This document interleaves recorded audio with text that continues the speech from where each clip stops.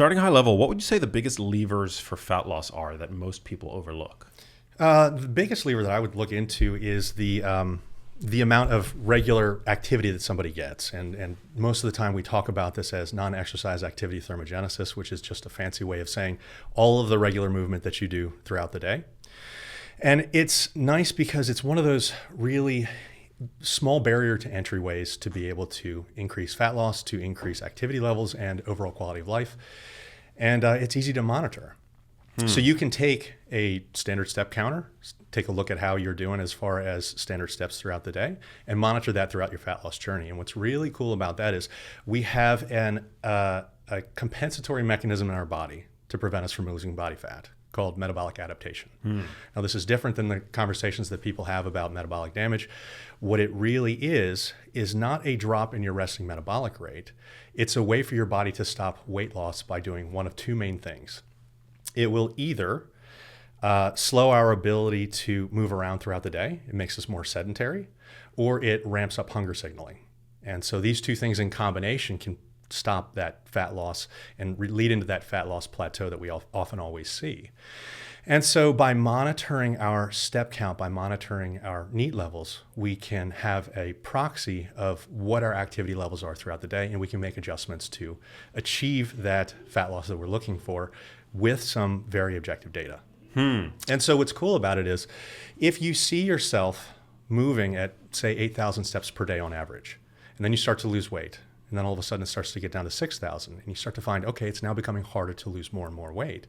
Well, you have an objective measure to be able to say, oh, well, this is what's affecting me, and I can make some conscious decisions to adjust that.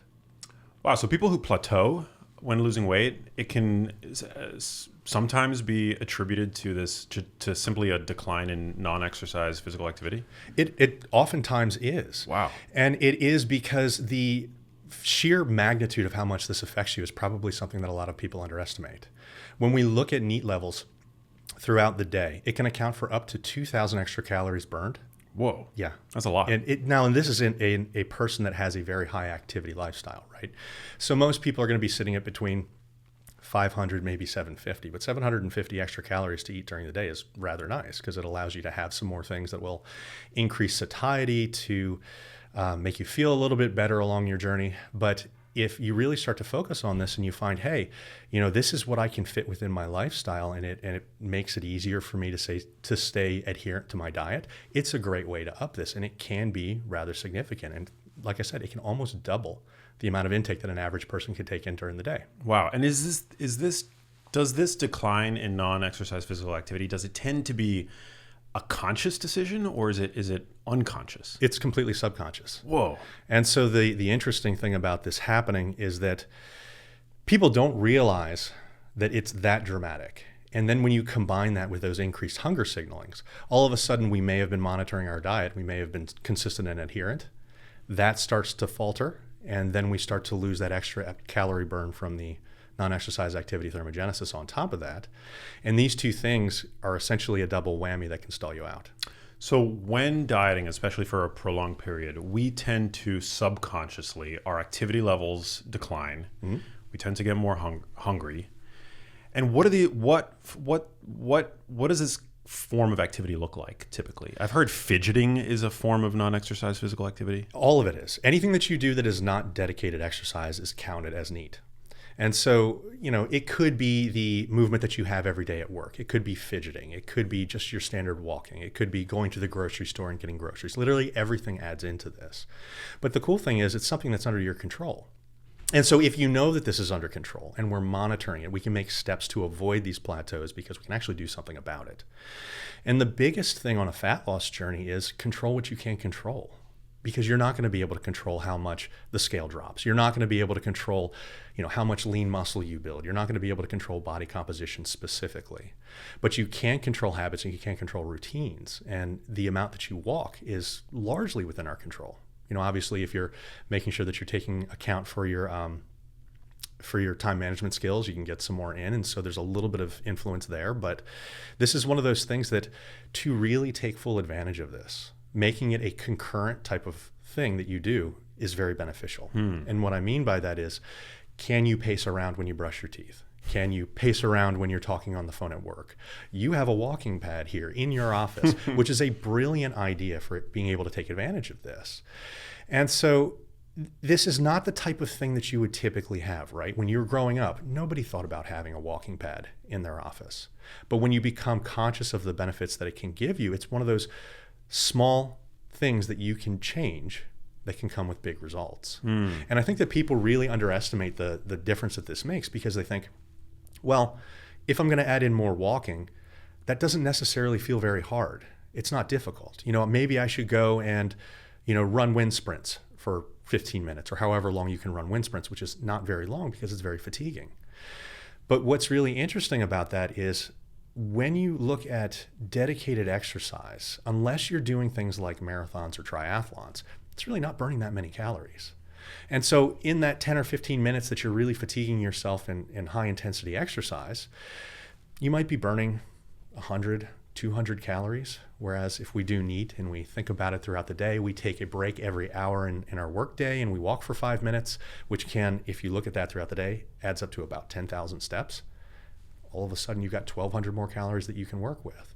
Wow. And so people think, this isn't that hard, and so it's probably not doing a lot. But the way that we burn calories tends to be more off of volume than off of intensity itself, because intensity is just self-limiting. Yes, within that time period that we're doing it, it seems a lot harder, and we're probably burning some more calories because of that, but we just can't keep it up. Right. So this is why it's one of those really undervalued ways to be able to take advantage of something that we can't control and really make a difference. What are some other ways to increase NEAT? I mean, parking, for example, further from the grocery store entrance is something that that's exactly one of the ones try my best to do. I mean, anything that can increase your ability to walk throughout the day. But what I really like to tell people is set an alarm. If you find that you have problems getting your NEAT levels up and it's something that you want to focus on, set an alarm for every hour, and that's where you get up and you walk for 5 minutes. Get a pet. If you've got a dog, this is one of the best things about dogs. You can get up, walk them in the morning, take them for a sniff Ari in the afternoon. And the quality of life benefits from that because of the stress relief, getting out into nature. And then on top of that, you get the NEAT benefits. I mean, it's all of these things can add into a much happier, healthier life. Wow. So important. Is there a best, when it comes to deliberate exercise, is there a best form of exercise for fat loss? For fat loss, probably not.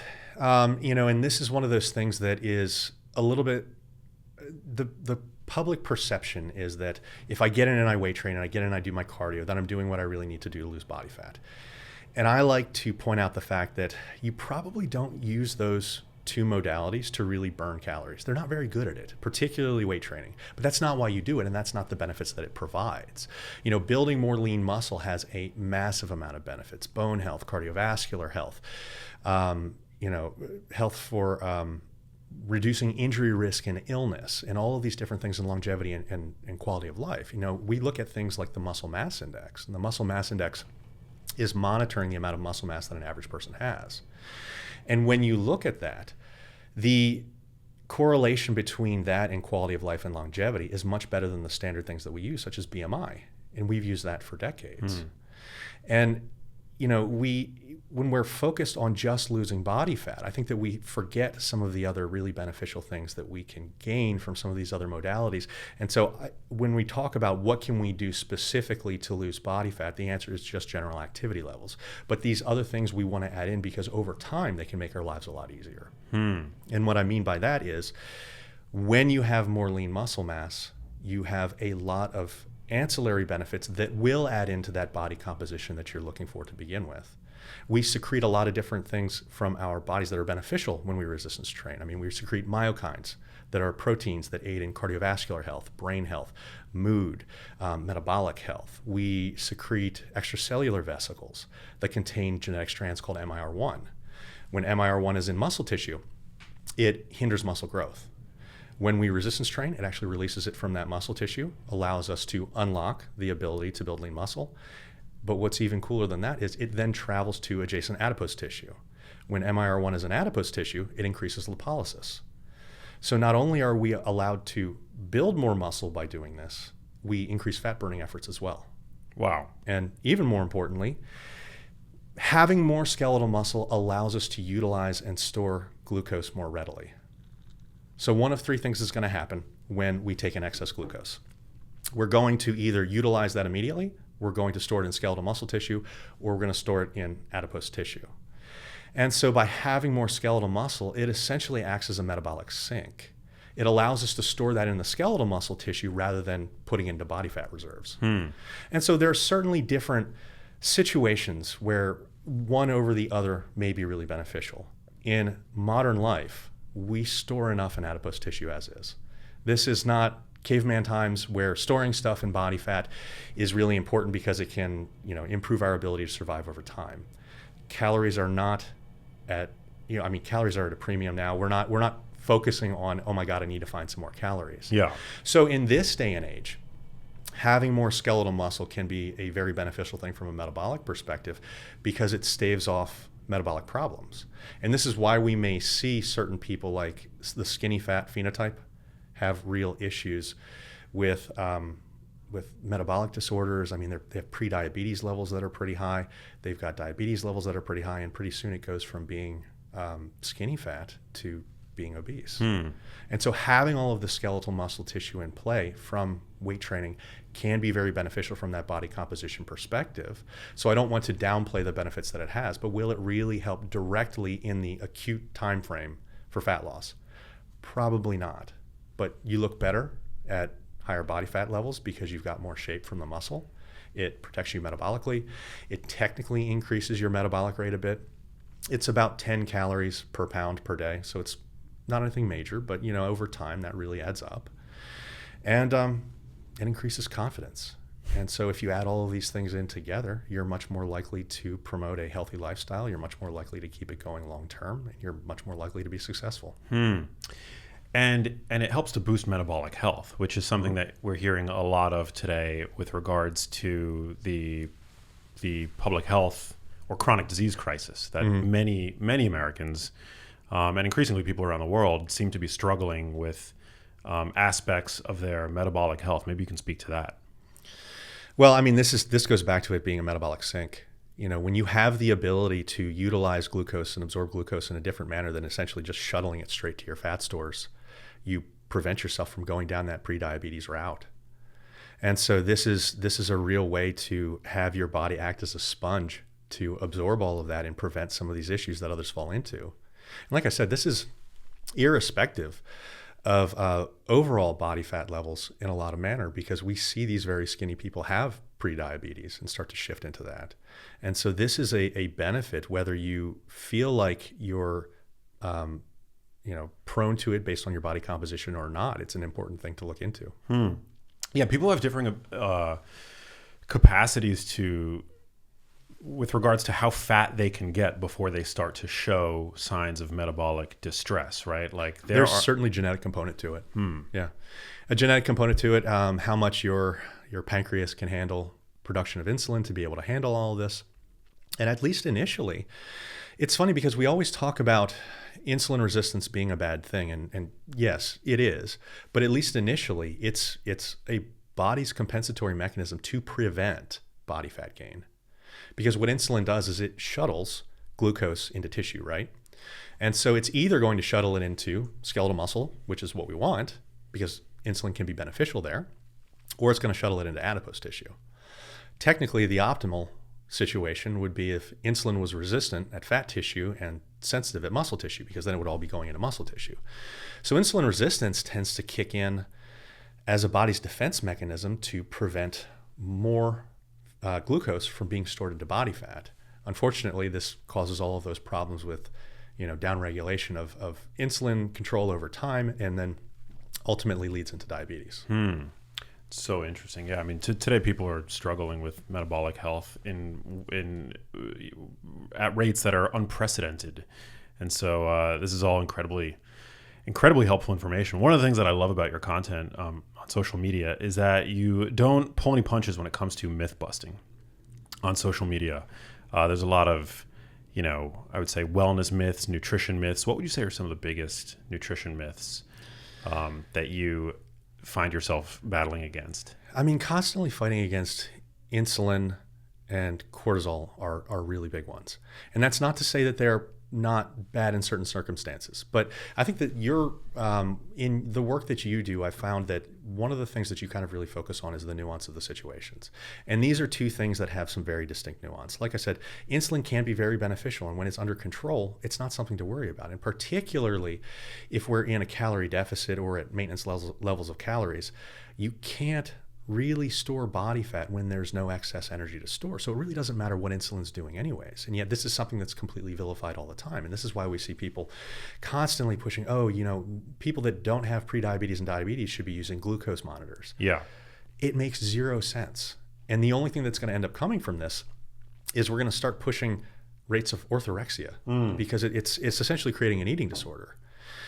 When we are in a calorie deficit or right around maintenance, I mean, again, you can't store anything because there's nothing to store really. And so this idea that insulin is causing these issues is just not the case. It's not preventing you from losing body fat. It can add more body fat if it's in a calorie surplus, and that's where people get the confused take home from these types of things. And so what I want to point out with these types of things is that there is nuance in them, in that there are situations in which they can be very good and situations where they can be very problematic. And we really need to understand the two so we don't spend all of our time focusing on something that's not really going to bring us the benefits that we're shooting for. Yeah, that makes a lot of sense. So like essentially your body doses out insulin in a way that is commensurate with the amount of energy, the amount of incoming energy that you have. So insulin does prevent lipolysis, right? But it's in a calorie surplus when it is in excess, and when cortisol is in excess with it in particular. That's what we're talking about as problematic. However, you can also look at this in another manner. I mean, cortisol releases a bunch of beneficial constituents. It releases hormone-sensitive lipase. When hormone-sensitive lipase is released, it actually increases fat burning. And so cortisol can act as a fat burner or a fat storer, and it really depends on the situation that we're under. And so by constantly saying, hey, this is the type of thing we really need to be looking out for, we need to be worrying about this, and especially those professionals out there that are like, don't do this type of exercise because it's going to raise cortisol. So what? It doesn't matter. Yeah. Are you in a massive calorie surplus? And two, when it comes from exercise, it's generally beneficial. And this is part of that beneficial adaptation process that our muscles are going through to get stronger, get bigger. And what happens when we do that? We become more metabolically thrifty. We have greater injury resistance. We have less rates of immobility. We've got less rates of problems over a lifetime, less bone problems. I mean, it's just the benefits are immense, but we tend to vilify these things because it's a soundbite. Yeah. Right? And so by vilifying them, we can sell a solution. Well, it just doesn't make any sense. It's like we know that chronically high blood pressure is not good, but when you exercise, you're raising your blood pressure acutely. When you sit in a sauna, you're raising your blood pressure acutely. That doesn't mean that exercise actually helps to reduce blood pressure. It's a great example. Better than almost anything. Yeah, really great example. And the reason that it's doing that in those situations is because you're creating a hormetic response. You're challenging your body in a way that is within the capacity of your body to be able to handle it. And what does it do? It says, man, I'm being challenged, but I'm not being overwhelmed.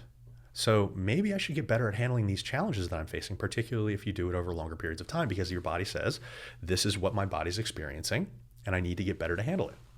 And so you're exactly right when you start to talk about these things in this nuanced manner, and then it can take the fear away from this type of stuff. And then you don't dole out hundreds of dollars for training programs that are made to minimize cortisol or minimize insulin, or these things that just don't matter for the large majority of people. You don't spend money on a glucose monitor. You don't worry about, eating whole minimally processed foods that may raise insulin levels. I mean, there's nothing wrong with eating, whole grains. There's nothing wrong with eating fruits and veggies. There's nothing wrong with eating protein, because even protein spikes insulin. And what makes this conversation a little bit easier these days, Lugavere and Ozempic have become hot button topics, right? And I think that we're all sold on the fact that they probably lead to significant amounts of weight loss. I mean, we all agree that, okay, it seems to do that, right? I've seen it. Yeah. I have a family member who takes it works. Lugavere. Yeah. But what's interesting about it is, as they work, they raise insulin levels, and yet people lose weight. And so if insulin was really the driver here, these drugs wouldn't work at all. And so we find that because of the calorie deficit that's created because it lowers hunger signaling, it still works. Insulin does not have the ability to store something that's not there. And so this conversation of essentially calories in, calories out can be very problematic for a lot of people to listen to, because a lot of fitness professionals get very dogmatic about it, right? They'll say it's always calories in, it's always calories out. Now that is true as far as weight loss and weight gain goes, but there are things that influence that equation. And it also doesn't tell you about what you gain, what you lose, and total health. So it's a great way to explain why you gain and lose weight. But if we use that as this is all that matters, that's where people start to get really frustrated. Yeah. And then that's where we start to get that kickback. And then we create the opposite people. We create the insulin is always bad people. And we create the cortisol is always bad people.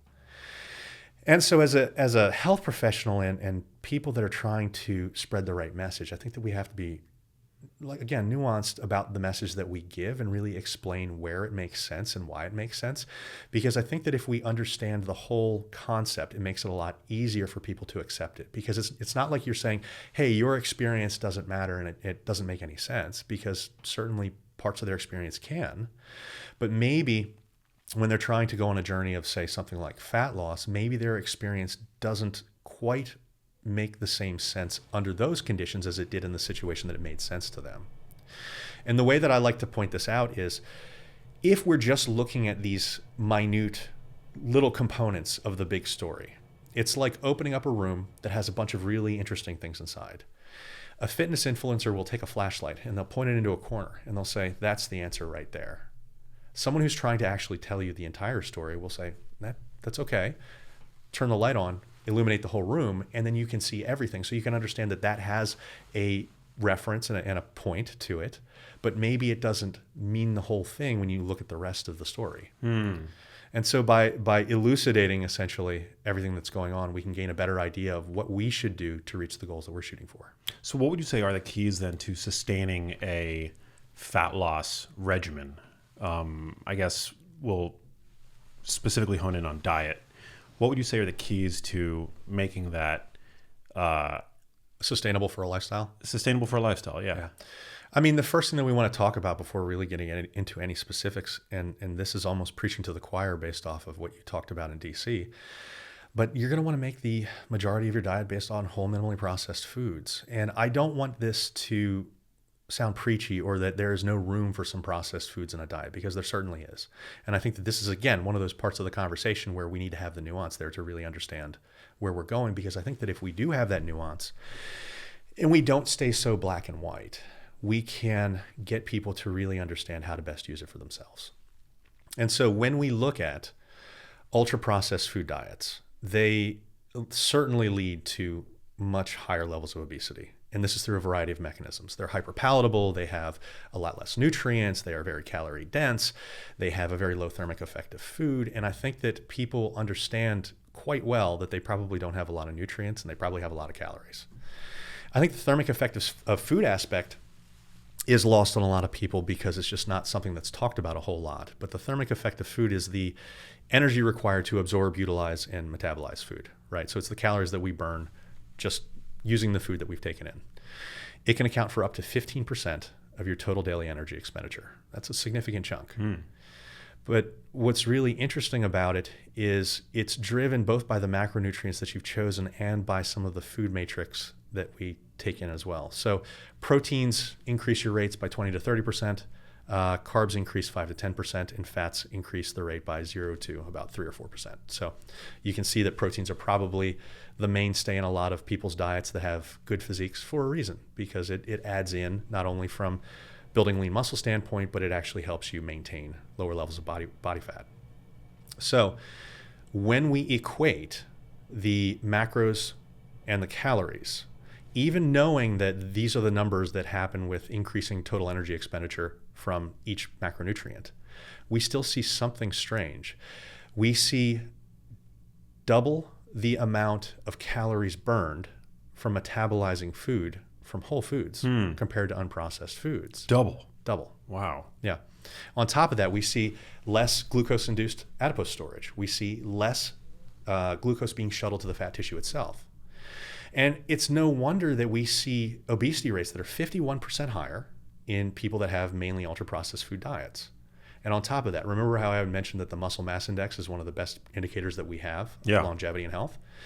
In ultra-processed food diets, we see a 60% greater risk of low levels of lean muscle mass. Now, this is looking at muscle mass index, and when you are one standard deviation below the norm on that, that is a very significant amount of muscle that you're missing, and that's what we find about 60% more risk for people that have mainly ultra-processed food diets.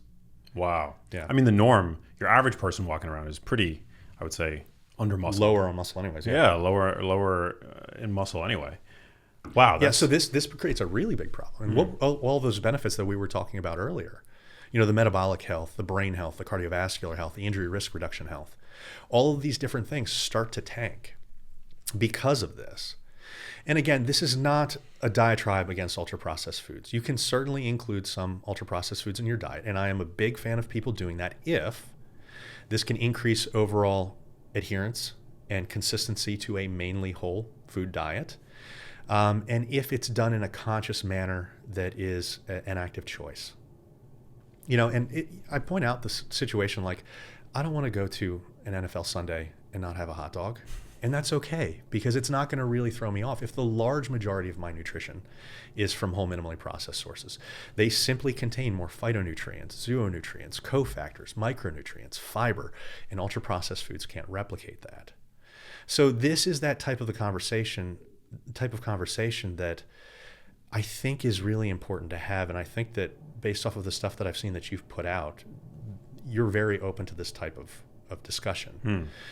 Because if we tell people you can't ever have ultra-processed food, I think that there's a lot of kickback, and that's where people really start to fight. Oh, I completely agree. So I think that focusing I'd be lying if I said that I never ate any ultra-processed foods. Right. Of course I do.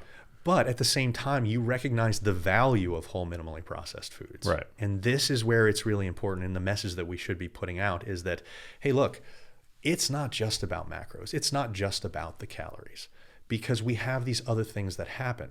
And so when I was talking about calories in, calories out matters, yes, this does not invalidate any of that, because if the calories out part of the equation is double the thermic effect of food, that still means calories in, calories out.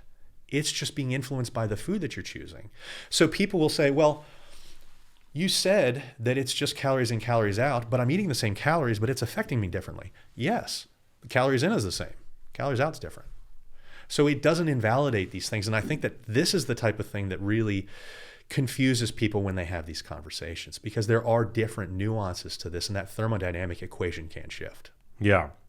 I think in society at large, certainly, but also I think if you take the fitness world as a microcosm, the pendulum always tends to swing a little bit too far in the opposite direction, you know? So I think what probably began with the Atkins diet and then the popularity of the keto diet, and I still think there are certainly some important applications for the keto diet, but neurological diseases, all those types of things, yeah. Yeah, but you'll see people say on social media, like, every glucose spike is bad, and the only way to lose fat is with a low carb or ketogenic diet. And obviously that's all incorrect, right? But then you'll see, I think as a response to that, as a reaction to that, because every action creates an equal and opposite reaction, there have been certain fitness influencers over the past couple of years, probably earlier on as compared to now, but who've made it all about, it's just about a calorie deficit. Eat less, move more. It's just about getting your energy intake into a deficit.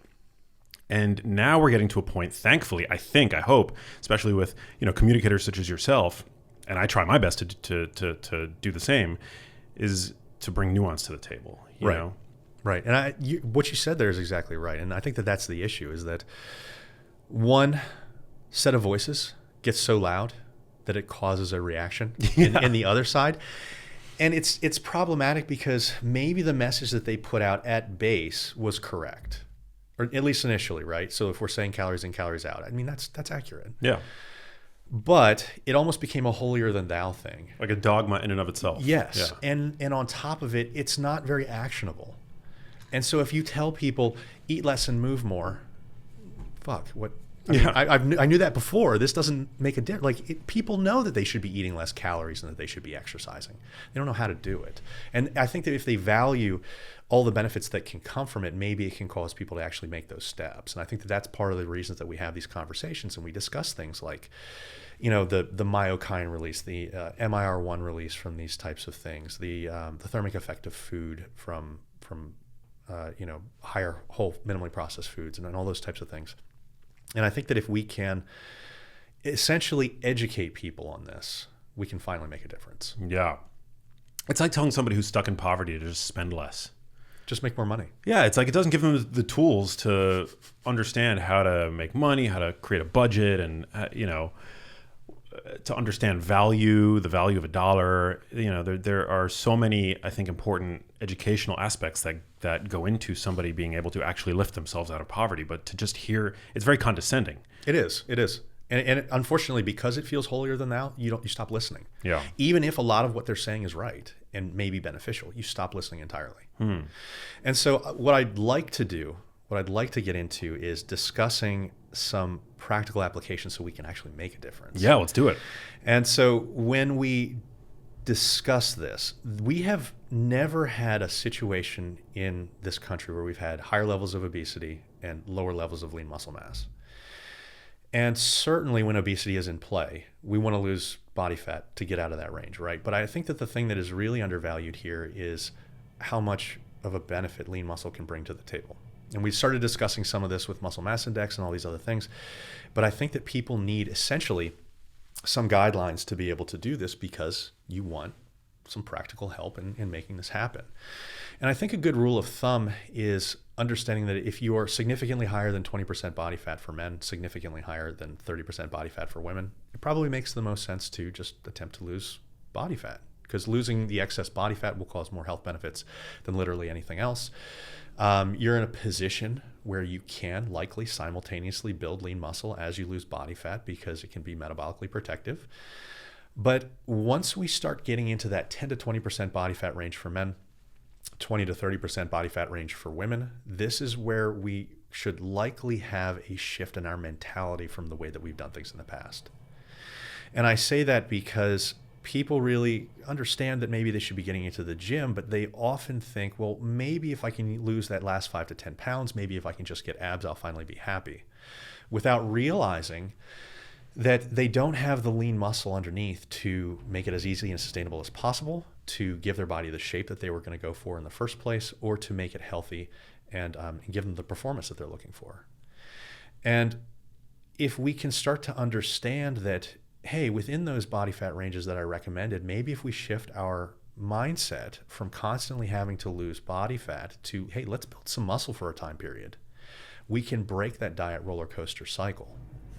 Because it's necessary to be at maintenance level of calories or above to optimally build lean muscle. I mean, technically, you can build lean muscle when you're in a slight calorie deficit. You can do both building muscle and losing body fat at the same time. It's been shown in the research. The problems with it is it's likely extremely underwhelming at the rate at which it happens. Yeah. And unless you're willing to be very patient for 5 to 10 years, it's probably going to throw you off. Are there any ways to optimize that? There are situations under which it makes a lot of sense to attempt to do both at the same time. If you're brand new to training within the first year, if you are obese, like we talked about, if you're coming back from a long layoff for whatever reason, people get injured, they go to med school or whatever it is, you have an increased ability to build lean muscle, or if you're on physique enhancing drugs. If you're in one of those 4 categories, you're going to be able to do both at the same time pretty well. If you are not in one of those 4 categories, you can still technically do it. It's just going to be super slow. And I think that a lot of people make the mistake of trying to do both at the same time and then realizing that it just doesn't feel like anything's happening. And this is the reason that they give up to begin with. And so I like to point out that those body fat ranges, and once you're in there, 10 to 20% for men, 20 to 30% for women, this is where you start to say, okay, these are good ranges for sustainability and overall health, because certainly too low starts to affect health as well. And maybe it's time to make that mental shift from losing body fat to, hey, let's build some lean muscle and get as strong as possible. And I've heard kickback from this message by fitness professionals. And one of the things that they've said is, if you say this to a person, then you're essentially ignoring what their goal is. And I completely disagree with that. Telling a person, hey, when they come to you and they say, hey, I want to lose some more body fat because I think that's finally where I'll be happy. Maybe the reason that they hadn't gotten there in the past is because this isn't the right path to get there. And so rather than telling them what they want to hear, we tell them what they need to hear and allow them to finally break that diet roller coaster cycle. And I believe that the reason that we have this mentality that we do of losing fat as the answer, again, if you're obese, that is a good answer. If you're not obese, that might not be the right answer, particularly if you have significant physique goals, if you want to look like you're on Baywatch, or something like that. And I believe that we have this issue because as a society, our mindset hasn't changed, even though our aesthetics, what we view as good aesthetics has. When you look at the past, 80s, 90s, the aesthetic was being really skinny. I like to call it having the crack model booty. Nowadays, it's getting the peach booty. And this is a wonderful thing to see because it means that we're having a focus on performance, we're having a focus on health, we're having a focus on good muscle mass levels. And so all of these things are super beneficial. I believe that people look at it that way. They really like these new physique aesthetics. However, our society is still stuck in that old mentality of the way to get aesthetic is by cutting calories and going on extreme diets. We're using the tactics from the 80s when we're attempting to go for something that's not what they do. And so when we hear these fitness professionals lament, oh, you're not telling them what they want to hear, you're going to discourage them. I say, hey, no, we explain this situation to them. Explain, hey, look, your goals are what we have in the back of our minds. We're going to get there. But the way that you thought we needed to get there is likely not the right path. And so hopefully by doing that, we can finally get people to move towards it and give them the right information that they need to overcome it. So is the general idea that we should be doing, once we've established a baseline of leanness, 10 to 20% body fat for men, 20 to 30% for women, then ultimately to initiate like bulking and cutting cycles similar to the way bodybuilders kind of approach their physiques? I would bank as much lean muscle as possible when you're in those body fat ranges. And you can certainly do it through building and cutting cycles. And essentially, as you're building lean muscle, if you want to build it optimally, you're going to be in a calorie surplus. I mean, that's literally all the research shows this. And so if you're doing that, your body fat levels are likely going to go up slowly over time. And so you start to get towards the top part of that range. You say, okay, I don't really want to go outside of that range because I've got these physique goals for myself. I'm going to switch into a slight calorie deficit and start to lose body fat for a period of time and then kind of alternate between the two. But rather than attempting to constantly spend our lives in a calorie deficit, which we're trying to do right now on the whole, I mean, that's what Gen Pop's doing. This idea of staying within those body fat ranges, and it doesn't have to be at the bottom, can be a very beneficial thing. I mean, you don't have to be at 10 to 12%. If I say 10 to 20% for a man, you can be at 15 to 18% because maybe that's more sustainable in your life. Maybe that allows you to have pizza once every couple of weeks. Maybe that allows you to, have the celebrations that you want to have and not have guilt over it. And that's okay. Even if you have these long-term goals of ultimately being a little bit leaner than what you have, it's going to take time to build that lean muscle anyways. So do it the right way, because the only alternative that you have is get all the way down to that level of leanness that you thought that you needed, or that body weight goal that you've set, which is arbitrary to begin with. If you tell me I want to be 165 pounds, I'll say, why? And you'll be like, well, that's what I was in high school. Okay, great. That's not you now. So you take this time to get down to that goal that you thought that you wanted. And that's when you realize, oh man, I'm either looking gaunt, or I can't sustain this because I can't eat at these levels, or I just feel weak. And then your only recourse is to switch gears and start to build that muscle that you should have been building in the first place. And at the same time, you're going to be adding body fat in that you just lost. And that can be very discouraging. And so by having these conversations, maybe we can avoid this wasted year or 2 or 3 and just go into the right direction. And instead of looking at health and fitness as restriction, like we always tend to do, I need to not eat this food, or I need to not eat this food. Maybe we can switch that mindset to one of abundance and core value eating, and saying, hey, maybe I can add in more lean proteins. Maybe I can add in more, healthy dairy, fruits and veggies, all these types of things. And if I'm not in a massive calorie deficit, maybe my life's a lot easier doing this. And during that period, you may not be losing body fat like you initially thought was the right path to where you want to go, but you're building the habits and routines that will ultimately make you what you want to be. It will make the journey a lot more fun. Maybe you find that working out is actually enjoyable when you're not starving. And so there's a lot of different benefits that can come from this without the stress of having to see the scale drop every single week. Yeah. How do you calibrate a calorie deficit for yourself? Like, how do you figure out what your calorie needs are? And then I guess more importantly, how do you know for sure whether or not you're in a calorie deficit? So when you're setting up a calorie deficit or calorie surplus, depending on what you want to do, you can technically use any online calculator to get a general guideline. But the reality is that all these calculators are essentially just guesstimates at best anyways. And so your adjustments are going to be made based off of your progress.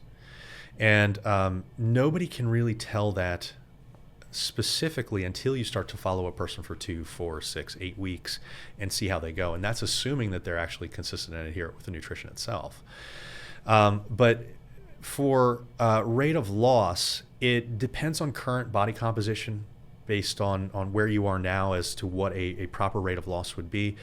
And I like to say if you're an obese person, anywhere from 2-3 pounds per week can be a good rate of loss. If you go significantly above this, in the beginning, it likely will be, because you're going to be losing some muscle glycogen and water as you change your diet up. So within the first month, when people say, hey, look, I'm losing like 6 or 8 pounds every 2 weeks, okay, that's fine. It's not a big problem. And as long as you start to normalize over time, as you're consistent with this diet, you're going to fall into the right rate. So for the obese, it's going to be like 2 or 3 pounds. For a normal weight person, normal body composition person, you're probably going to be in 1 pound, 2 pounds, maybe, if you're lucky. And then the more advanced, leaner people are going to be about 0.5 pounds per week. And it's not going to be every week, but this is what we look at over time. You might find that, for 2 weeks, you didn't lose any weight, and then over a month, you've lost 1 to 2 pounds or whatever it is. And so there are certainly water weight shifts that you have to be aware of, but those are a good guideline for rough weight loss rates over time. Now, when we're building lean muscle, we have maybe even a harder time doing that mentally and emotionally than losing body fat, because at least when we're losing body fat, we can see changes on the scale rather regularly. We can see improvements in body composition. I mean, it's always nice to start to see body fat coming off your body, right? When you're building lean muscle takes so long to build that you often feel like you're getting fluffier before it actually starts to look better. Story of my life. Right, because it feels like you're building lean. You might even be building lean muscle underneath the layer of fat that you're not getting rid of right now, because we know that it's not that stage in the journey. Every time I try to bulk, I just feel like I'm getting fatter.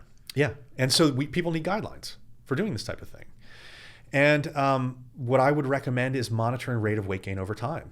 And a good rough rate of weight gain for a month is, in beginners, 2% of total body weight.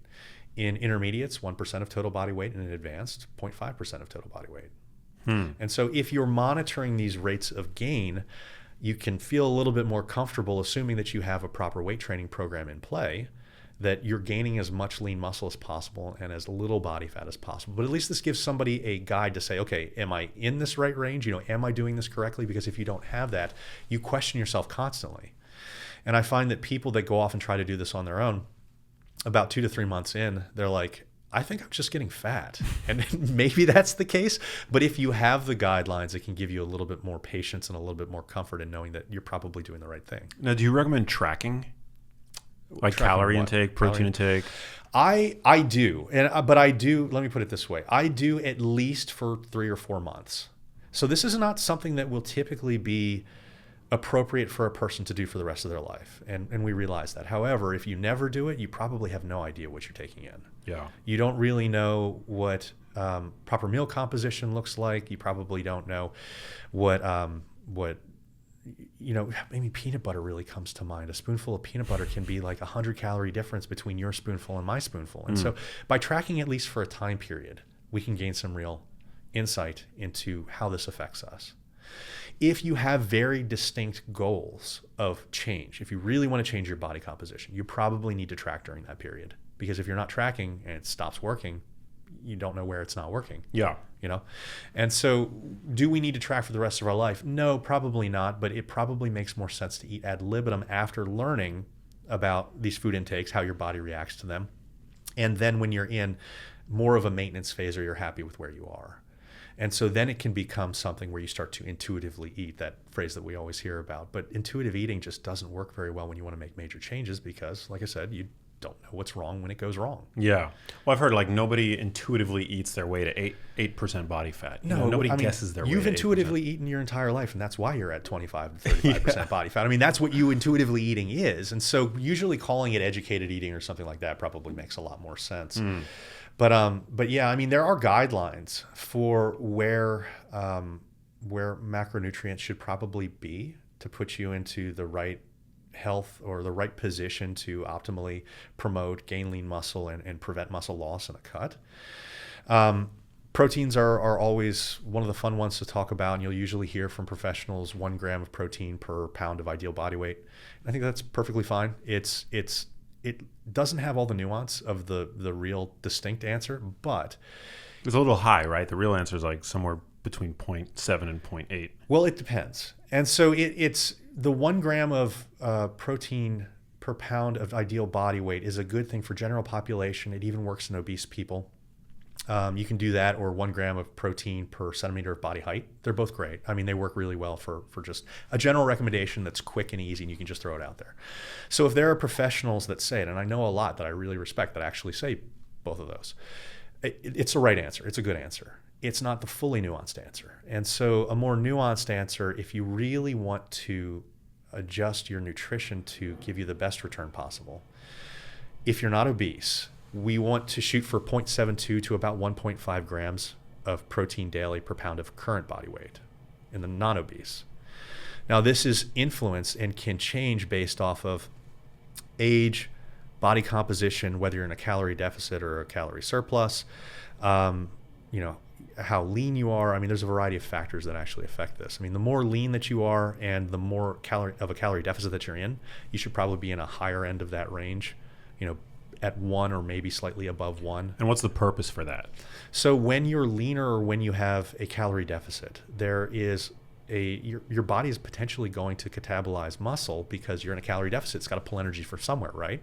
Having more protein in the diet is protective for that. So we want to lose body fat. We don't want to lose our muscle because, as we've talked about, it's hard enough as is to build lean muscle, right? And so by upping those levels, you can prevent some of those issues. You can prevent some of the muscle loss. You may even build a little bit more muscle if you have higher protein intakes. And I mean, we see with even that higher end of that range, that 1.5, you may not build more muscle in a calorie surplus. I mean, 0.72 to 1 seems to maximize that, but you could have better body composition. You could have a little bit less body fat while you do it, if you do that. And so there's a lot of people out there that will say 0.72 to 1 and that's it. And that's a good general recommendation for Gen Pop and everything like that. But there are some benefits to going a little bit higher that we see in the literature that don't necessarily increase lean muscle gain, but they may help with body composition. And it might be something that, like fat loss. Yeah, you could have some more fat loss as well as that lean muscle build. Maybe due to its like satiety effects? No, it's probably the fact that protein is not really readily stored as body fat. Now, that doesn't mean that if you take an insane amount of protein into a diet, in calories, that the calories in calories out equation somehow doesn't work. What ends up happening is it shifts the substrate oxidation. And so instead of burning the body, like dietary fat, like you might have been burning at a different level of protein, you're now burning some more of the protein, and so you're now storing some of that fat. And so calories in, calories out still tends to work. It's just for a different reason. So we have these protein needs that vary depending on the situations. And if you know the nuance to it, you can start to make some choices for you. And then that might make people feel a little bit better with, hey, as a leaner individual, as I was losing body fat, I started to feel worse and I started to feel like I was losing lean muscle. And it was because I was told that I only need the 1 gram per pound, and maybe I did need a little bit more because I'm a little bit more of an active person, because I have more lean muscle. And you have to understand too that the information that we have is based off of normal individuals. It's not based off of guys that have a lot of lean muscle or women that have a lot of lean muscle. And so conceivably, because of that, you might have higher protein needs if you have significant amounts of lean muscle. And so for just having a more general answer, it's that nuance is important. And age comes into play too, because as we age, we have a lesser anabolic response to weight training. And so by adding in a little bit more protein, we may be able to counterbalance that a little bit. Is this what's sometimes referred to as anabolic resistance? Yeah. And so having some more protein in play can be beneficial. And I know that it's really difficult to get older people to eat protein. And so that's a really big ask. But just so people can understand what the research says and the tools that we have in our toolbox, that can allow you to choose the tool for you, right? And the first thing that I usually hear when I talk about this is, most people will say that max is that 1 gram. When you go up to 1.5 grams, well, isn't that a lot of protein? Will that affect my health? And the answer is no. As a normal person, an otherwise healthy person, particularly those that weight train, we only see benefits with increased protein intake, assuming that you're getting in, the nutrients that you need from other foods. We only see benefits. We only see brain health. We only see bone health. We only see lean muscle, body composition, all those types of things. But it can be confusing, and it's confusing probably for 2 main reasons. We likely know a person that has either themselves or had a grandparent or somebody that has had kidney damage or kidney disease, and their nephrologist has told them, don't eat high protein, it's going to cause problems with your kidneys. And that's true. When you have kidney disease in play, they filter things poorly. And amino acids are one of those things that they filter poorly. And so you will see these people that will hear these recommendations, and unfortunately they're confused with the fact that this does not carry over to healthy people. It's for people with kidney disease. That's the first situation. The other situation is that unfortunately sometimes this carries over to our doctors. And they took a nephrology course in med school, and they learned correctly that in situations with kidney disease, you have to look out for massive amino acid intakes. And so they'll tell people, hey, high protein diets can cause health issues. It's not shown in the research when you have a healthy individual. And there's a lot of research about it. There's a researcher called Jose Antonio who works at the ISSN. And he's done research that has shown that protein intakes even double what I've recommended here is completely fine from a health standpoint for years at a time. And so this is not a big concern that we have, but it's one that I wanted to address because it's certainly one that gets brought up every time we talk about this type of topic, because that type of thing gets spread around so easily. Yeah. There was recently a study that came out. I mean, I'm sure it hasn't, I don't know if the consensus on this has changed, but I do recall seeing a study, maybe Menno Henselman's posted it, but that found that people with chronic kidney disease that were on higher protein diets saw typically a net benefit. A benefit, yeah, either an improvement in longevity. I forget what the outcome was, but yeah, I mean, it's debatable. And again, this is one of those things where we have a lot of knowledge about nutrition that is hazy, and so we give the best recommendations that we can based off of the information that we currently have. And so for me, if a nephrologist is going to tell somebody, hey, it probably makes sense for you to watch your protein intake because you've got kidney damage. Well, one, how damaged are the kidneys? How are they filtering? Because there's certainly a range of how that's affected. And so we need to figure that out. And then literally listening to the experts is probably the best choice there. I just want to bring this up because if you go to your doctor, particularly maybe a physician that isn't a specialist in this, and they're like, oh, don't eat high proteins because this is going to be a problem, then you can be like, okay, and maybe go find another doctor that works with athletes. Yeah. Well, for sure. For sure, especially if you're healthy. And right. I guess even within the bucket of chronic kidney disease, I mean, there's such heterogeneity among the kidney disorders, that you do. It is wise to take a precautionary approach. Okay. So we've talked about protein, setting protein targets. What about fat? I know that there's a certain Great question. Yeah, we do need a certain amount of fat for digestion, for hormone production, et cetera. So how do you calibrate a fat target? We're linked here because this is exactly what I was thinking about talking about next. So that's great. I love it. So dietary fat, it is another necessary macronutrient. right? It improves hormone health, it improves cell wall integrity, it improves micronutrient absorption, a whole ton of different benefits from it. So you can't tank your fats. And unfortunately, this is one of the things that we see when people try to inadvertently chase the crack model booty. They tend to tank their fats as one of their main things. Assuming you aren't obese, a good rule is a floor of 0.3 grams of dietary fat per pound of body weight.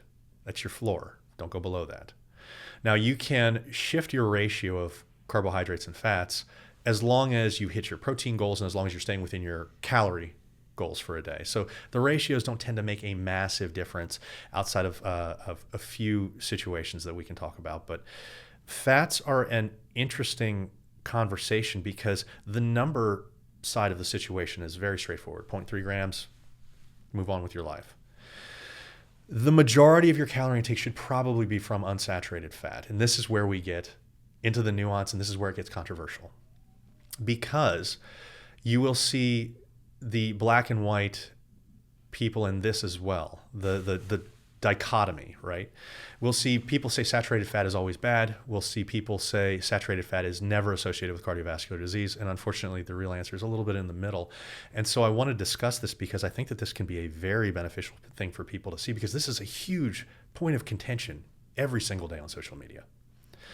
Rather than a blanket statement of saturated fat being good or bad, it's probably dependent on three things: a person's genetics, the type of food, the actual type of food being chosen, and whether or not you're in a calorie surplus.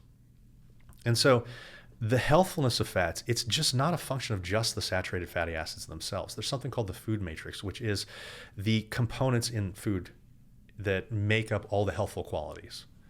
When we look at the research, whole fat dairy, unprocessed meat, eggs, and dark chocolate are saturated fatty acid rich foods that are not associated with cardiovascular disease.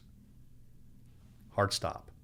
However, the nuance to this is we are not seeing in the evidence that we should further limit these foods that I mentioned beyond the extent to which they promote a calorie surplus that causes significant body fat gain.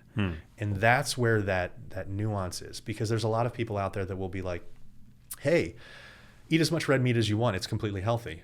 Well, yeah, it generally is, unless it's making you super fat. Right. But that's any food. And so if you've got a genetic predisposition to maybe hypercholesterolemia or hyperlipidemia of some sort, maybe the saturated fat sources should be limited. Yes, for the majority of people, it probably doesn't make a whole lot of sense to do it in certain situations.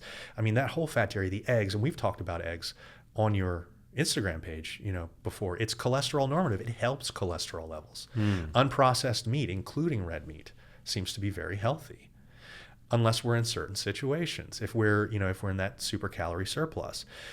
So the recommendation for Gen Pop of limiting your saturated fatty acid intake or dietary fat intake to 10% of your total daily calories, it probably has some validity, because most people's saturated fat intake comes from a lot of Little Debbie snack cakes and a lot of other things that are not as health promoting. They don't have the food matrix of the foods that we talked about before. And when in a calorie surplus, we can see benefits to some other forms of fats in a diet. And so rather than thinking about this from that restriction mindset that we talked about before, maybe thinking about adding things in can be the right way to look at this. And so we don't vilify saturated fats, particularly from good foods. And we start to look at the data and we say, okay, well, if I'm in a calorie surplus, adding in some more polyunsaturated fats, adding in fish, legumes, nuts can be a very beneficial thing, because it's been shown to increase lean mass gains by triple and have the visceral fat gain when compared to saturated fat sources. Now, when we look at the data that looks at this, we're not distinctly taking out the saturated fat sources and saying, hey, is this versus steak? We're using all saturated fat sources. So you may have better results with steak than some other sources, certainly. But just as a general rule of thumb, that recommendation of 10% of total daily calories from saturated fat probably makes sense for the large majority of people, until we really start to look at our diet as a whole, until we really start to bring in those whole minimally processed foods. And then you probably have some more leeway. So essentially, it's likely wise to, and we're talking about fat isolated from the food matrix. So we're talking about just purely the macronutrient, right? or the nutrient rather. Saturated fat in a state of calorie surplus, probably better off dialing that back. Whereas if you're in a state of energy balance or calorie deficit, deficit, not really going to have any particularly negative effect. No, and even when you're in a calorie surplus, assuming that you're not in significant levels of obesity, it's probably not that bad. And again, we go back to that 10 to 20% for men, 20 to 30% for women. You're cycling between there. I mean, don't make your entire diet out of saturated fat, because there's certainly benefits to, omega-3 fish oils and all these other things. So get a wide variety of intake.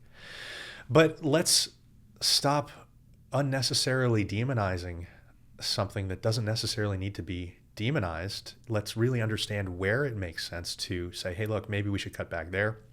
And then in these other situations, maybe I should enjoy my steak. I completely agree. I mean, this whole trend of demonizing nutrients in isolation, to me, makes zero sense. We need to be talking about the foods. Because even in a state of calorie surplus, I mean, a steak, we'll even say a lean steak, like a lean cut of meat, like a top sirloin or something, one of my favorites, or a flank steak. I mean, that's a highly satiating, protein-dense food that should probably be prioritized at the expense of what other foods a ton of micronutrients are too. Kicking you into that state of calorie surplus. We're not even thinking about just the fat content, right? I mean, there's a ton of micronutrients, iron, vitamin B, carnitine, all these other things that come from these foods that the average person probably needs. I mean, they probably need to ditch the 75% ground beef and up to a 90 or 93% ground beef, and then just move on with their life. Yeah, that's what I do. That's what I prioritize. Yeah, that's what I do too. Yeah, like 90. You don't need to cut out burgers. You don't need to cut out tacos. You need to make smart choices when you're making them. Although some 80% ground Wagyu grass-fed beef, it's pretty damn good. Yeah, but this is this type of situations that we talk about the nuance, and you say, okay, well, maybe this is the type of thing that I do on certain occasions, but I'm not eating Wagyu every day for a couple reasons. Yeah. One being the fat content, the second being I like to be able to pay my mortgage. Yeah. But there's a couple reasons that you would do this, and so there's a lot of nuance to this, and I like that you're really open to talking about this, because when I get into these conversations, every time fat comes up, I'm like, here we go. I'm rolling the dice here, depending on who I'm talking to, and it could be really interesting the kickback that you get, because, and I knew that this wasn't going to be the case with you, but if you go on something where somebody tends to lean more towards veganism, or somebody tends to lean more towards carnivore or something like that, you get very visceral responses to the, hey, maybe the food choice matters, and it's not just these foods are always good or these foods are always bad. Maybe the situation matters. Yeah. And this is where we can come together and actually make some sense and hopefully start to change people's lives. I don't know what aspect of my content is disagreeable. Like I've always tried to be very open-minded. To be very impartial. And, impartial, open-minded, to convey nuance. I mean, I think that's why I've gotten to where I've gotten. Yeah. But people on social media, especially today, they'll see thin slices of things taken out of context, and sound bites carry, and being hyperbolic or being on one side tends to make people pretty famous. Yeah.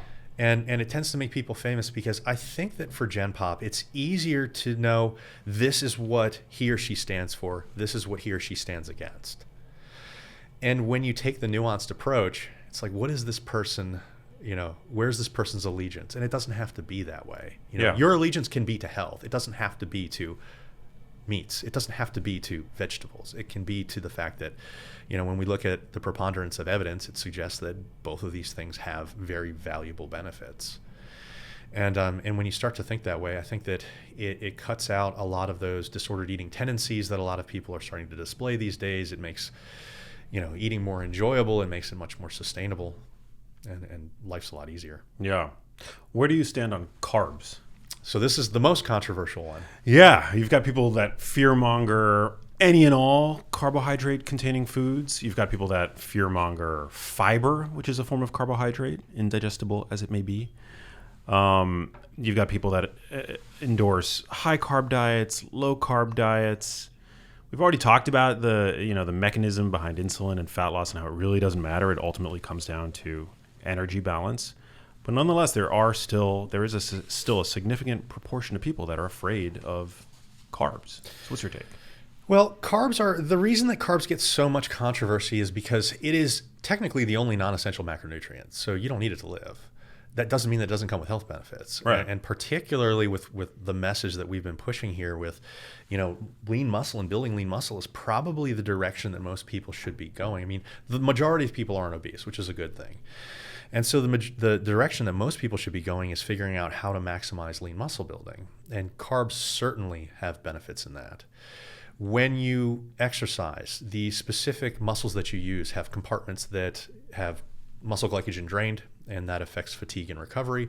And so having carbohydrates in the diet can make it a lot easier to essentially recover from your daily exercises and likely keep up the quality of your exercises over time.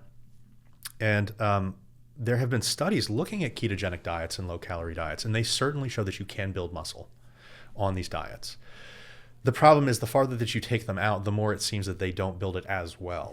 And so they blunt the hypertrophic response. They certainly affect aerobic exercise rather quickly. They affect anaerobic exercise over time. The strength training exercise over time tends to take some hits.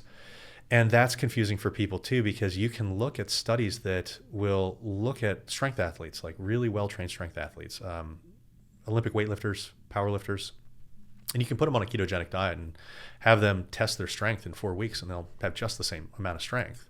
And it's not that it completely destroys your ability to use the strength that you have. It's that you don't gain as much strength over time moving forward in that eating pattern. And this happens, the strength and hits to your muscle building potential happen for a variety of reasons. One of them being it increases your reliance on essential amino acids for oxidation. I mean, you start using protein as an energy source. And that's an issue because it decreases muscle remodeling and repair because you're using more of the protein to fuel energy rather than to actually repair your body and cause beneficial adaptations, and that blunts the hypertrophic process. So a certain amount of carbs are necessary if you want to maximize your return of lean muscle building, and that's kind of what I want to push people towards, in this discussion anyways. The numbers are between 3 to 8 grams of carbs per kilogram of body weight.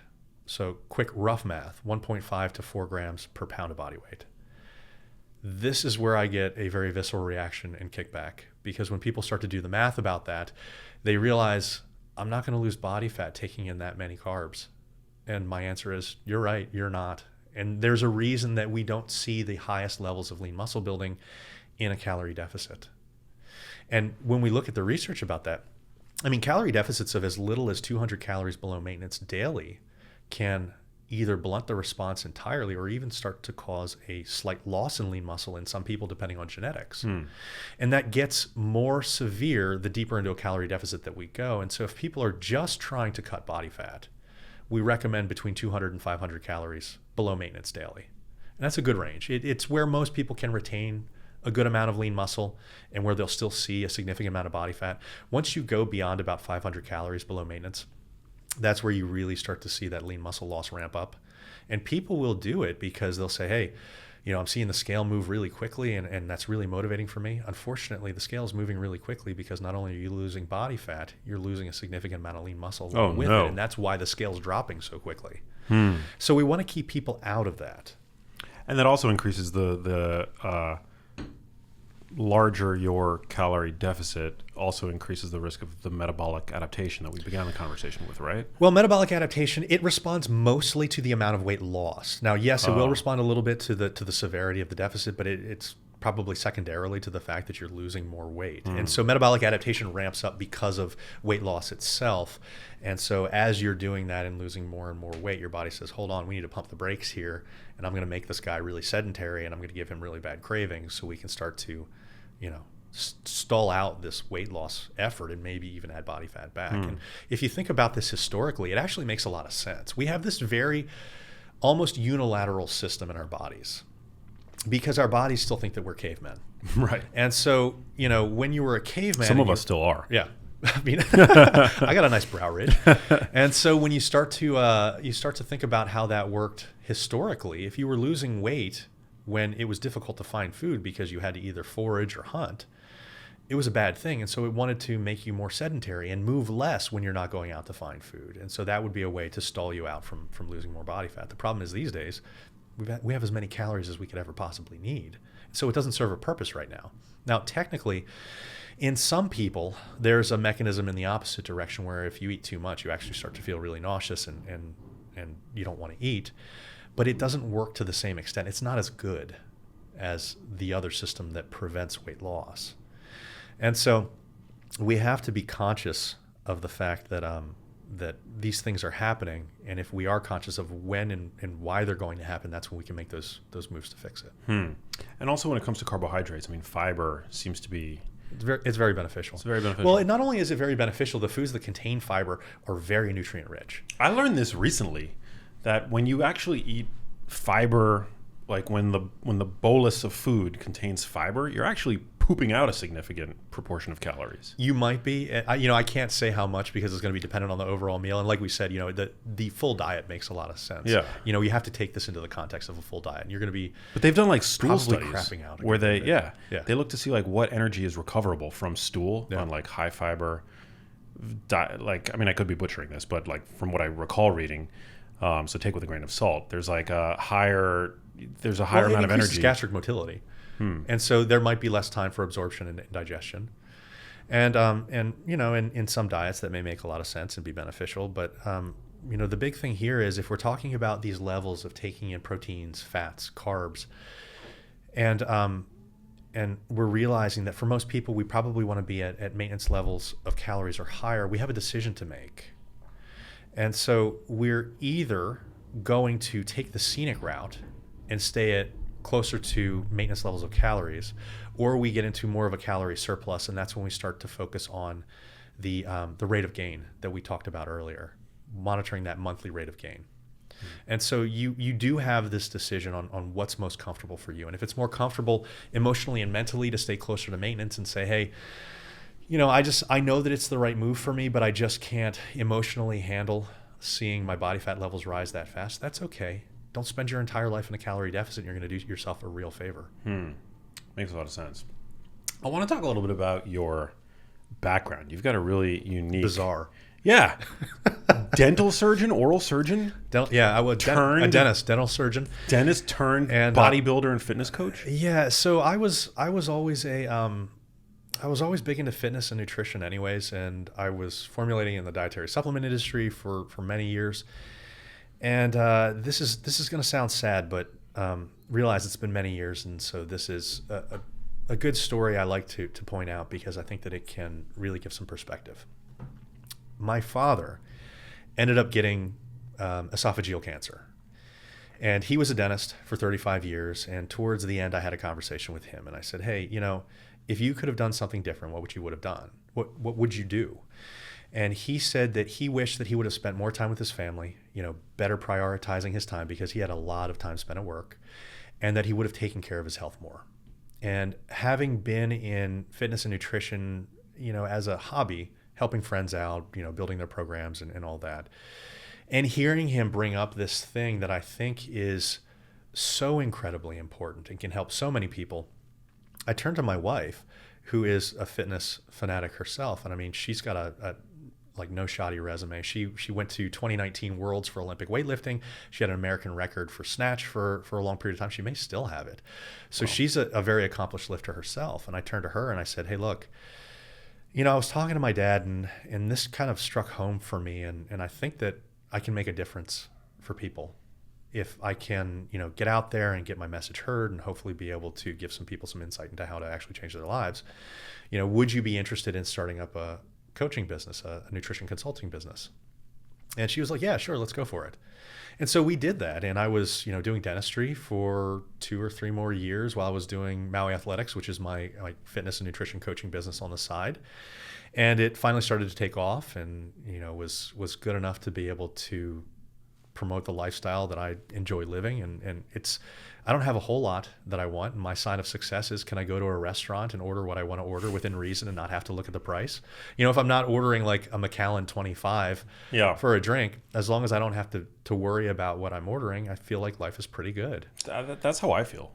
And so I don't need a massive sports car or anything like that. And so this is my sign of success. And it was able to fulfill that and allow me to do something that I was passionate in. So it was a very strange shift to go from 10 years of dental surgery and then to switch into fitness and nutrition, but it was extremely rewarding.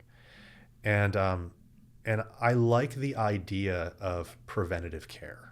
I mean, I like the idea of preventative care when I was doing dentistry, but I really like the idea of preventative care for overall health with fitness and nutrition, because I feel like it can make such a massive difference in people's lives that lasts the rest of their lives. And so it was a weird shift, but it paid off, and it allows me to talk to people like you. So awesome. Well, you have a scientific background. Yeah, I mean, having the courses that you have really helps to be able to understand the human body, and then to read research and everything like that. So it just takes a shift of priorities and starting to read all that, research in fitness, research in nutrition and all that. And how do you start to come collaborating with Alan Aragon, who I'm a fan of? He's been a repeat guest of the show. So Alan and I have similar senses of humor. Got it. And just through discussing things online, we started working together, and we both like tackling some of those myths and misconceptions that are all around the industry, and hopefully shedding some light to them. And I think one of the biggest things that we have an issue with in fitness and health is that there's no governing body, essentially, to say, hey, look, this information is correct, this information is not correct, right? And so we're essentially in this time period on social media where it's like the Wild West. It is, yeah. With health and fitness. And the traction is gained really well with hyperbolic statements. And so it needs a counterpoint to that to hopefully bring focus back onto what matters. Because unfortunately, when you look at what matters, it's not sexy. When you ask a question in health and fitness, what is the thing that I should be doing here? The answer is invariably, get your sleep, stress relief, nutrition, fitness. The foundational principles, right. Of health. It's mastering the basics. And all health and fitness is mastering the basics. So what do I do to improve my gut health? Fitness, nutrition, stress, sleep. What do I do to lose fat? Fitness, nutrition. And so, you keep repeating these messages, and people get bored, and they're like, no, there's got to be something else to it, because I haven't gotten there, and I've thought about these things. And yes, the conversation that we've had today is one of those stages. And no, fitness, nutrition, stress, and sleep is not necessarily the most applicable thing. It's not the thing that you could say, okay, now I know what to do. But we start by emphasizing that, because mastering the basics is what really matters. You don't need to be going into a cold tub every 5 minutes. You don't need to be worrying about what your insulin is doing all the time. You need to be getting your nutrition and your fitness under control. You need to be sleeping more than 7 hours a night, preferably. And doing this consistently over years without loss of enthusiasm. And if you do that, you'll be fine. But people think that, hey, if this hasn't worked in 3 or 4 months, then it's just a waste of time, and they don't really give it the effort that they need to give it for it to really work. Couldn't agree with you more. With your background having been a supplement formulator, obviously there are a lot of supplements that are heavily promoted today on social media. Are there any in your mind that are more worth considering and actually dropping some cash on? So there's staples that I would recommend for every person, and they're very few and far between. And then there are some of those ancillary ones that I think can be beneficial under certain circumstances, and what, the discretionary funds that you have and what you're willing to try. So everybody should be on creatine monohydrate. 16-year-old, well, not 16-year-old. Let me go to legal adults. 18-year-old kid to 80-year-old woman should be on creatine monohydrate. Benefits for everything, even if you're not weight training. I mean, brain benefits, bone benefits, potentially even injury recovery benefits. There's so many real benefits to it, and no downsides. Again, unless you have something like kidney disease. In some cases, we say, hey, don't take it if you have asthma. But unless you have some issue that would preclude you from using it, everybody should be taking it. Expect the fact that you're probably going to gain 3 pounds of water weight, and that's okay, because it's intramuscular water weight. It's that peach booty that you're going for. It's okay. It's not body fat. On top of that, a well-dosed fish oil. And what you want to look for is 2 to 5 grams of EPA plus DHA daily. And that's different than total omega-3. The EPA and DHA are the active constituents within the fish oil itself. And then if you need it, a protein supplement. And I think that these are the great base supplements that literally everybody should be taking. Outside of that, you can start to get into some other supplements if you've got specific reasons or needs, or you just want to try it. I mean, there are a lot of general health supplements that I like. Aged garlic, citrus bergamot. I like aged garlic. I started taking that recently. Yeah, it's great for health. It's great for lipids. It's great for blood lipids in general. Citrus bergamot's another good one that if you're interested in that would be a great one. Never heard of that. It's really, I don't want to say it's really good. I want to say it has a lot of potential for cardiovascular health benefits. As an anecdotal piece of evidence, I took my bloods. I took citrus bergamot for 6 months. I checked my bloods, raised HDL by 8 points. Now, it's one of the few supplements or things out there at all that has some reliable data on raising HDL, which is a great thing. You could look into something like a bioavailable curcumin, like a theracurmin, is probably a good thing to consider. And then there's other different things, like if you want more performance, betaine, beta-alanine may be a beneficial supplement to take. And then, of course, the ones that everybody always asks about, if you've got some joint pain, I'm not going to point out glucosamine and chondroitin. It's got pretty crappy data. Really? Yeah. If you want to look into something that is really potentially beneficial for joint pain and joint function, pycnogenol and boswellia are two good choices. For joints? Interesting. Yeah. Pycnogenol and boswellia. Now, both of these have a tendency to require upwards of 3 months to see full benefits. So if you start taking them, don't take them for a month and give up, keep going. But they have the best data currently out there for joint supplements as far as benefits go. Good to know. Yeah. Are you familiar with astaxanthin? It's one of my favorite supplements. I am. The problem with astaxanthin is where most people are attempting to get their astaxanthin. Because most people don't supplement astaxanthin by itself. They'll try to get it through like krill oil or something like that. And unfortunately, krill doesn't have a level of astaxanthin to do absolutely anything. It's pretty low. Super low. Yeah. No, I supplement with astaxanthin. I take 24 milligrams a day of astaxanthin. Okay. I think it's a fantastic. I've taken it for the past 15 years, actually. Yeah, I'm a fan. Yeah, not as high a dose as I currently am, but the joint benefits, the heart, cardiovascular benefits, the helping to prevent lipid. There's a lot of like human clinical data on it, which can't be said for many of the other supplements on the market today. Right, and that's why when I talk about this and I say, hey, these are the big three that I really push towards, and I say the creatine, the fish oil, and the protein. I mean, they just tend to have the best data. Yeah. And there's arguments. There's arguments among the medical establishment, particularly for fish oil. And the reason that there's a lot of back and forth about fish oil is because most studies don't control for EPA and DHA. They look at just total omega-3. And so if you don't have an active constituent, it's not surprising that there are a ton of studies out there that aren't showing significant benefits. When we actually control for EPA and DHA, particularly EPA in adults, we see that the benefits are likely more profound.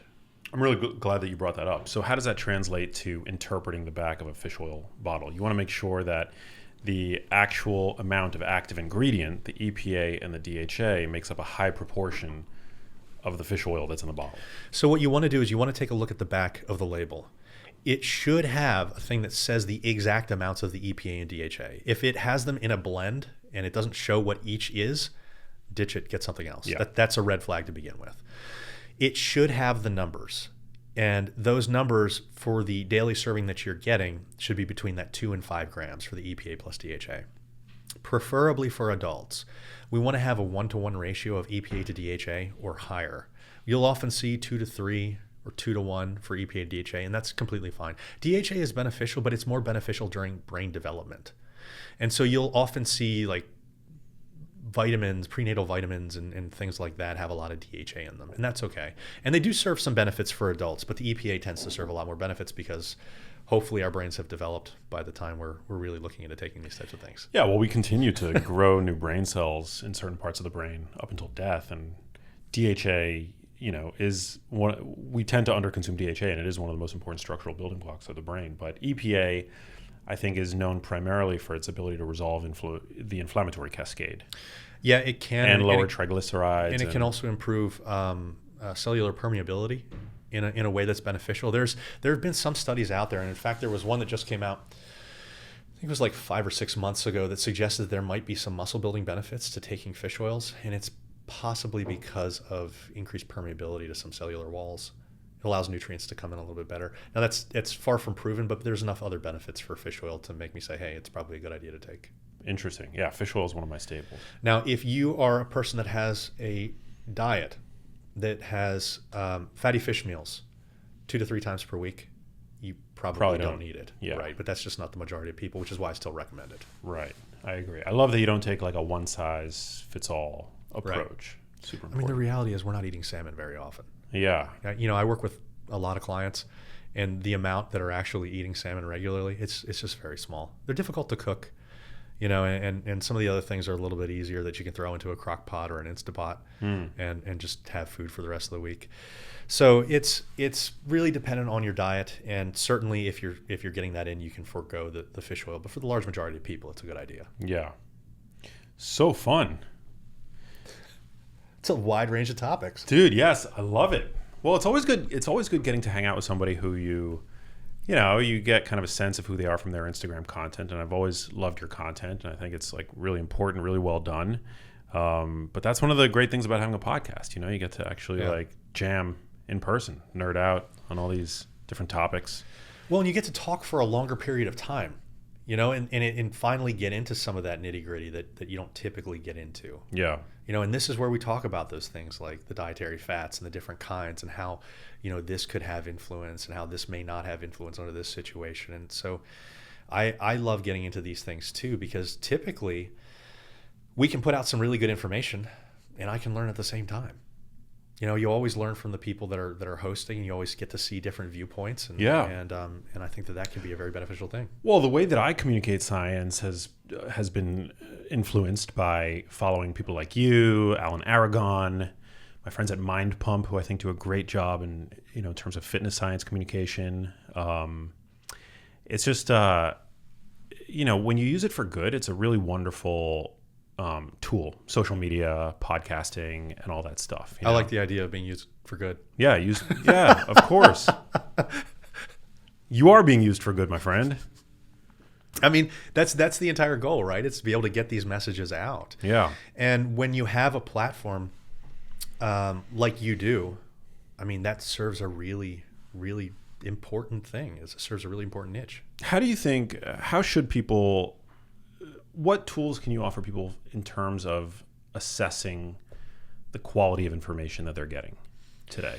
This is a great question. It's also a very difficult one to answer, and it's difficult one to very answer difficult.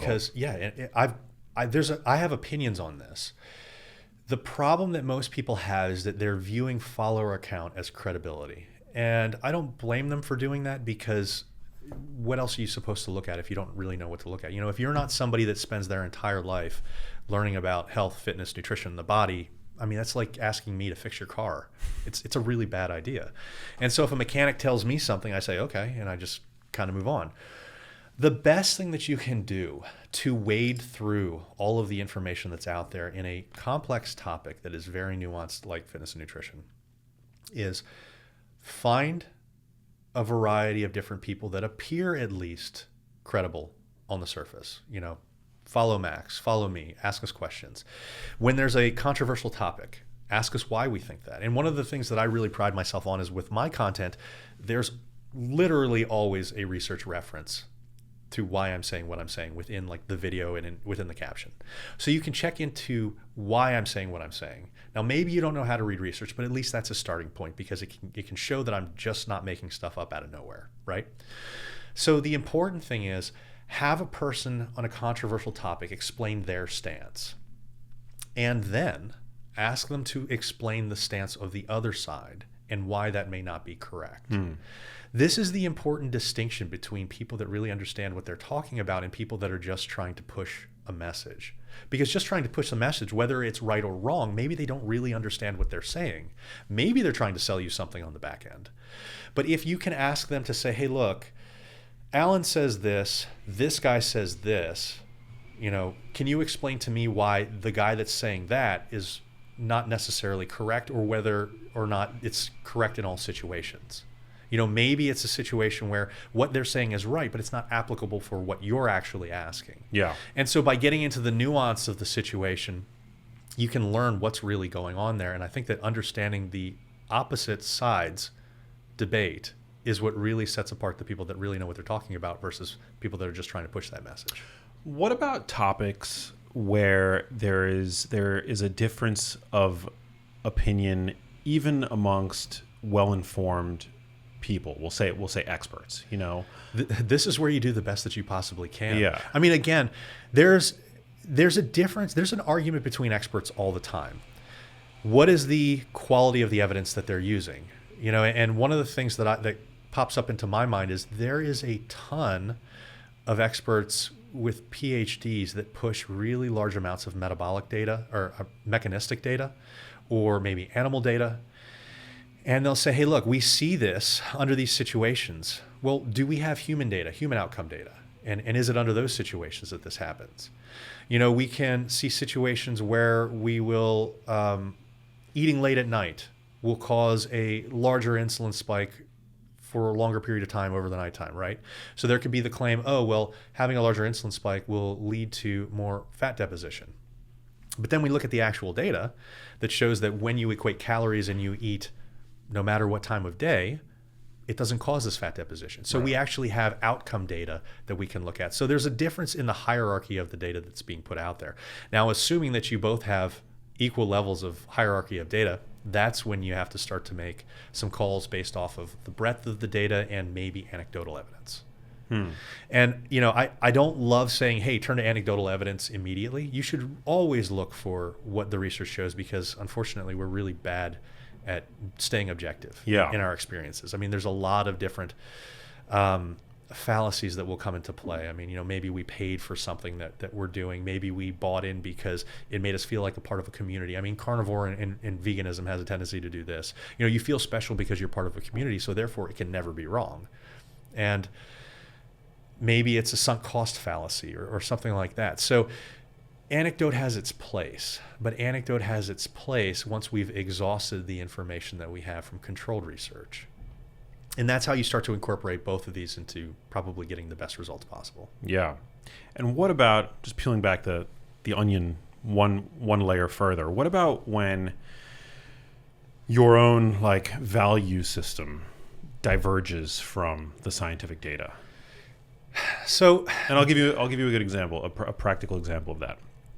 I'm familiar with what the data says about organic versus conventional, but my personal take in terms of how I choose to eat, and you don't have to agree with me on this. Feel free to push back. So this is the fun thing about having a conversation with people that are open to understanding. We can have these conversations. Right. I think it's probably smart if it's something that you're eating all the time and you're eating the full leaf or the peel or the rind or whatever.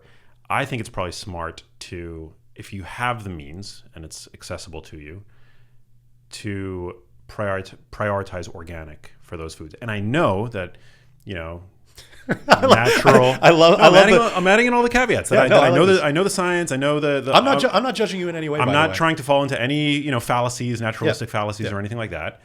But it's just, I'm also aware that there have been herbicide and pesticide producers that have buried data regarding their harm for decades, and this is now coming out. There's a, at risk of sounding like a conspiracy theorist. I mean, no, there was recently an expose which found that there's a government-funded social network that basically suppresses dissenting voices regarding pesticide safety and what have you. And so I kind of feel like, and then also, there is a lot of scientific fraud and publication bias and whatnot. Sure.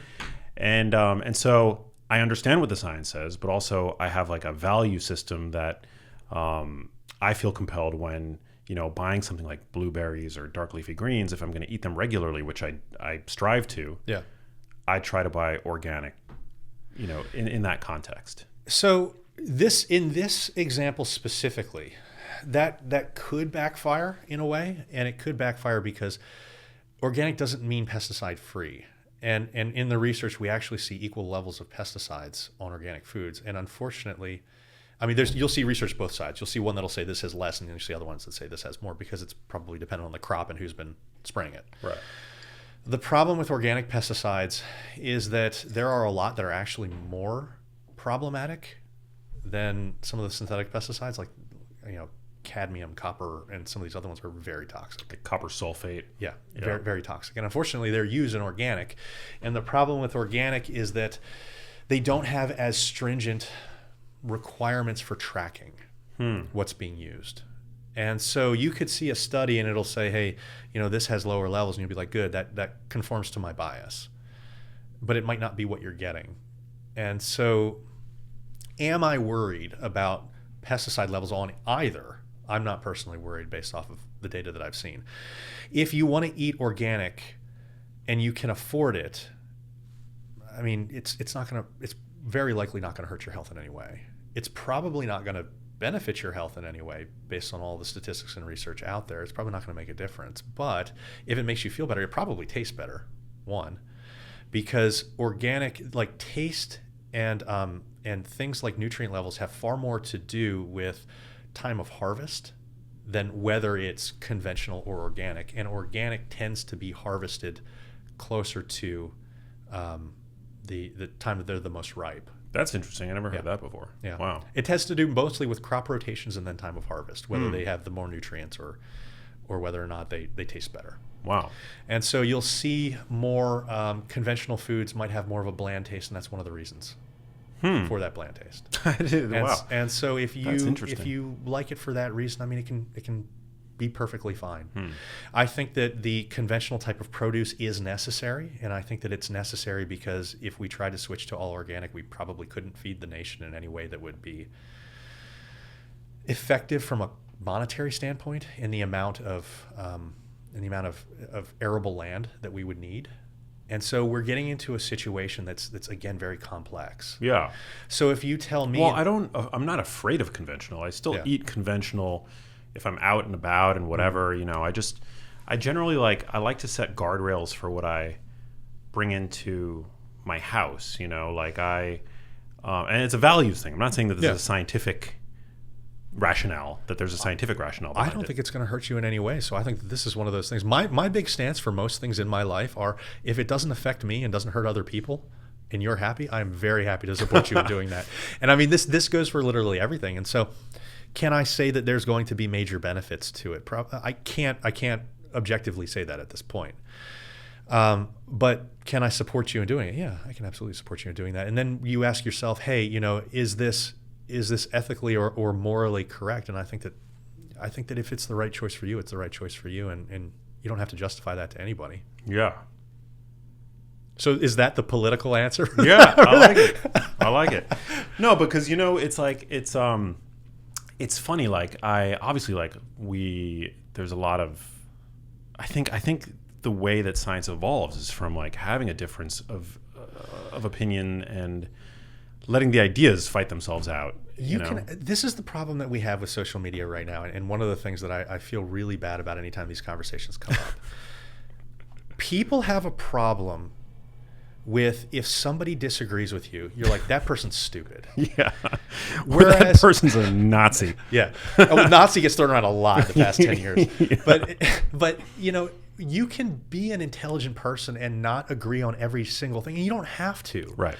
Because you can't agree on the big things. I mean, I don't have to want to buy organic food just like you want to buy organic food. But we can both agree that omnivore diets are really great, that people need to take more control of their health, that we've got an epidemic of obesity, that we've got an epidemic of low muscle levels, and that these things all need to be addressed. Yeah. And just because we've got different ways that we view of how to get there doesn't mean that we're on different sides. And I think that this is what gets lost in these conversations today, because again, we're trying to make it a dichotomy, and it doesn't have to be a dichotomy. I can look at the things that you say and I can think, man, the majority of what Max says really makes a lot of sense. I don't agree with this one thing that he says. There's just 5% that's bad but shit. I don't think he's a douchebag because of it. I think that this is just, you're never going to agree 100% with everything that everybody says. Allan and I, we've talked about this before, are really good friends, and we agree on 99% of things. There are certain things that I know of in the back of my mind that we don't agree on. Wait, what is the 1%? The 1% is collagen.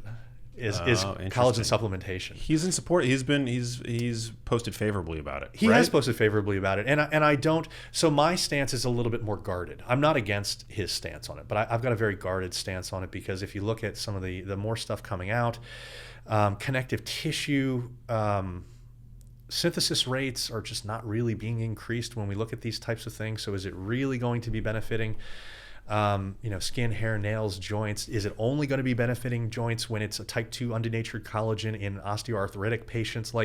So, it being sold everywhere, people ask me, I'm like, if you ask him, he's like, yeah, I'm a big fan of it. But, and this is the thing, I can say this because we're good friends, and I really I think he's a super intelligent person. And 6 months down the road, another study might come out and I might say, shit, I was wrong. And it could very well happen. And it's just the way that it goes. But I think that if we're being genuine about looking at information, we realize that we can be wrong, and we change our ideas based off of information that comes out. I think that's the only way that you can look at yourself and say, hey, I'm credible, and I'm genuine in what I'm trying to do and put out good information. There's no way that every one of us is going to be, we're never going to be right all the time. It's never going to happen. Yeah. Because the data always changes. And like you said, because of issues that we have with, studies come out, and maybe there's issues with bias or the funding source or something like that. And funding source doesn't necessarily mean that you can disregard something, but it should make you say, hey, okay, let me look at this and see what might be going on here. Let me look at the methodology. And so when better information comes out that trumps it, you change your opinion. And that doesn't mean that you're bad or wrong or dumb. It means you have some credibility and honor, and you are serious about getting it right as best you can. Yeah. And so we kind of gone off on a little bit of a tangent here, but it's funny because you're going to see these people that have, large amounts of education, and they'll have slightly varying opinions on certain things. But I think that the large majority of really important stuff, if you're doing things right, we're probably going to be pretty aligned on. Yeah, 100%. The arguments tend to happen in the margins. Yeah. The 1% or the 2 to 3, maybe even 5%. But boy, can those arguments blow up. Yeah, right? Well, Sir Allan Bacon, thank you so much for coming out and spending some time with us. This was highly illuminating and really fun. I've got one last question for you, but before we get to that, where can people find you on social media and support your work? You can head over to my website at mauiathletics.com or reach out to me on Instagram at Dr. Allan Bacon. Just make sure you spell my first name right. It's Drallan. And double L. Yeah, it's strange, but if you remember that, you can get in touch with me.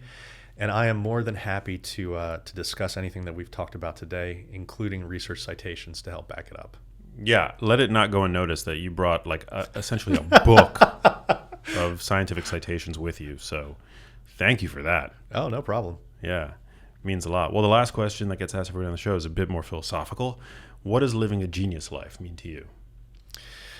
Living a genius life is essentially just pushing towards what makes you happy and fulfills your life and others. And I think that that's what is really important to me, is to be able to make a difference that goes beyond just a self-serving interest. Easy for you to say, living in Maui. I know. That's where I get that perspective, right? Be like, I'm just trying to help everybody from the beach. From the beach. I love it. Well, thanks again for coming in, brother. Hey, if you liked that video, you need to check out this one here, and I'll see you there.